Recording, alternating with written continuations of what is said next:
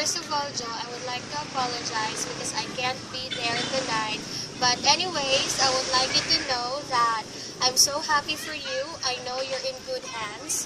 You're getting married to the one of the finest man I know. And who would have thought that my springtime chummy, specifically my kajolin, kadampa, kabagol, ka-skipping rope, ka-jolin kulto, pulis tunggak, Japanese game, Chinese garter, kadlas-kadlas, buwan-buwan, sleeper game, ug uban pa, is now a full-blown woman. And I can't deny that we spent most of our childhood times together, and I'm so happy that even if we don't see each other that often, I always know that you're always there for me, and so am I for you, Joe. And remember the fondest memory we had?